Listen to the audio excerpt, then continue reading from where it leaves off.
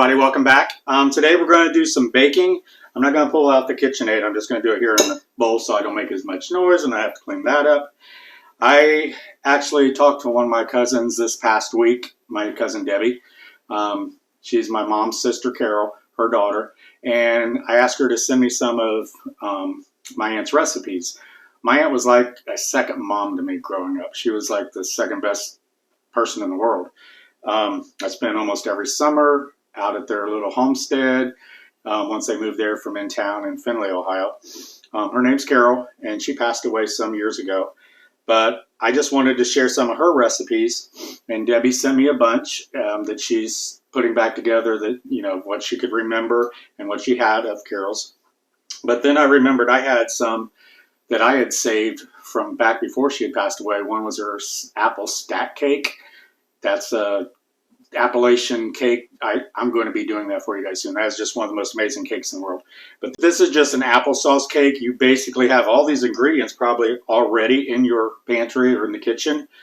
So I've got a stick of butter, half a stick of butter in here. And I'm going to add to it a half a cup of brown sugar and 1 cup of white sugar. And let's see what I got here. I got thirds, so we're going to get 3 of these. And we're just going to cream together these. And also, I got my dry ingredients. I've got 2 cups of flour, a teaspoon of baking soda, a teaspoon of baking powder, and teaspoon of salt. And I've just got those all here. This is just going to be our dry ingredients. I'm just going to mix those together. And seasonings, I've got cinnamon, cloves, and ginger. I'll put the exact amounts down below in the description for you. I also have them on my website, so you can print it out, gregs-kitchen.com. Y'all know that's where I put almost every single recipe, and a whole lot more that you guys haven't even seen. Now for nutmeg, I have my own little nutmegs. I don't buy store-bought nutmeg, because I never think it is pure nutmeg. I've seen too many reports of people saying it's sawdust and different things in there. And besides, it smells amazing. So I just get, whoops, my little nutmegs. And if you guys know me, you know I always end up throwing them in. And I'm just using about a half a teaspoon of nutmeg. There we go. I just keep my little nutmegs in the jar with a lid, and they keep just great. Okay. So this is all my dry ingredients ready to go in.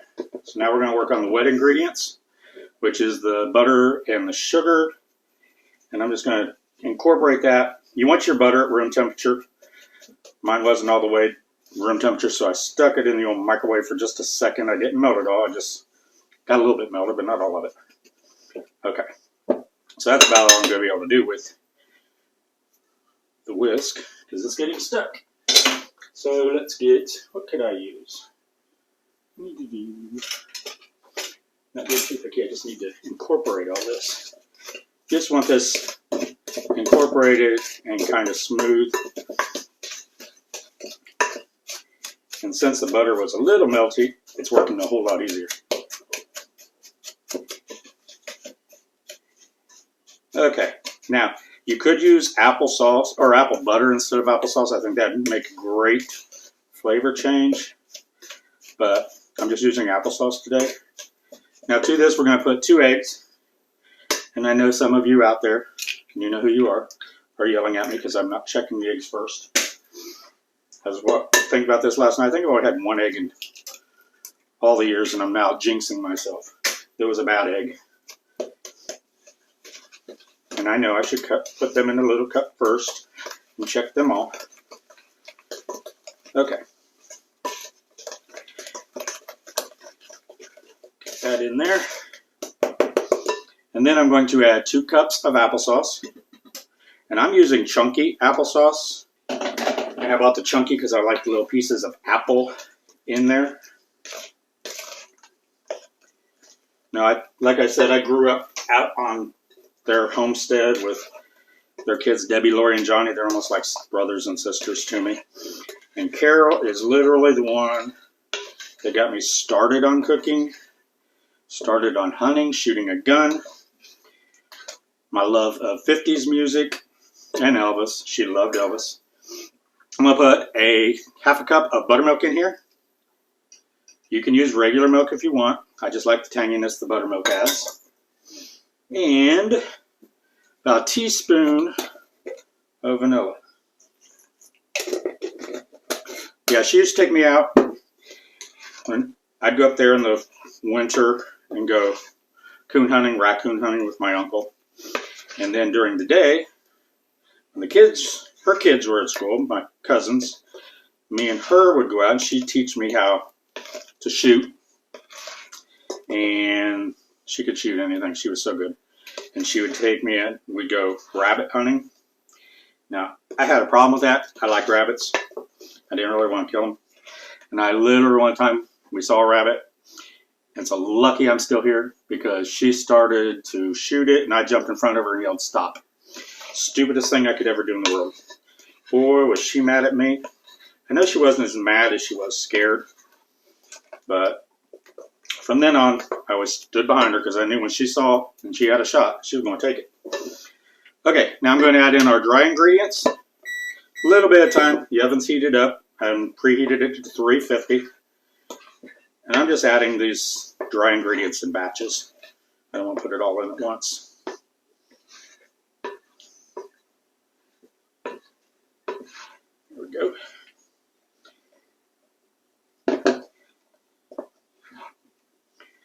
It has one lady that I miss. She was like Mom 2.0. Because Mom was working a lot. And in the summer, I just loved to go up there. We'd go out on her. She had a little homestead out in the country. And on the weekends, my cousins and I, and even her and my uncle, would all go down to the creek and catch crawdads. Crayfish, crawdads, whatever you want to call them. We call them crawdads down in the creek. And then we bring them home and have them in a bucket for a couple days and then end up taking them back. No reason. We didn't use them for anything. Didn't cook them, just to go down and do stuff together. And that's the way people used to be. Used to get together and do things with your family. Nowadays we don't have that. And it's bad. We need that. Okay. So I got this pretty well brought together. As you can see, you don't need a mixer. You don't need your hand or stand mixer. You do it all by hand. I'm going to clean down the side a little bit with a spatula. Make sure I get all that flour and everything in there.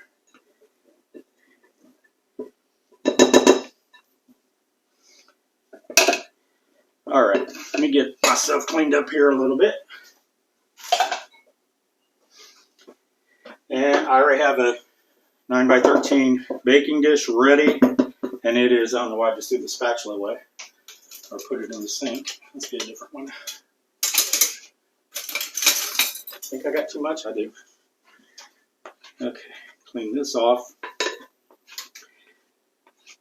And we're going to bake this, as I said, in a 350-degree oven, and we're going to bake it for about 30 to 40 minutes. My oven usually does good at about 35 minutes. But everybody check it because everyone's oven bakes differently. Turn this around where I can see it. Get the rest of that out of there.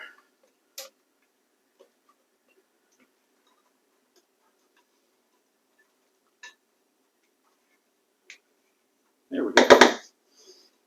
Smooth that out a little bit. This is one of those cakes you don't even need icing. No frosting at all. It's just a good old-fashioned, I call it a hillbilly cake. All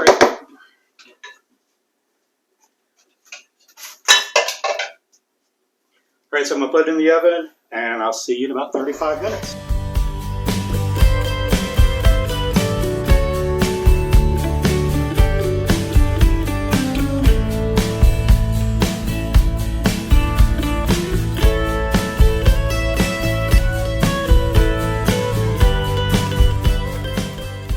Okay, y'all, the cake baked for about 35 minutes, and I've let it sit for about 10 minutes. I want to let it cool some. It's starting to pull from the side. So I like to, and I don't remember if Aunt Carol did this or not, I like to dust it with a little powdered sugar. Like I said, you don't need a frosting for this. It's sweet enough and tasteful enough that you do not need that extra. So let me just dust this nice and get out a piece. This house smells amazing right now. Let me clean this off so it'll all come off. The first piece is always the hardest one to get out. So let me get under there. My cheek and use my fork and get under there because I want a nice piece for y'all. There we go. Look at that. Nice and moist all the way through. Okay, now let me get a bite of this. Still warm.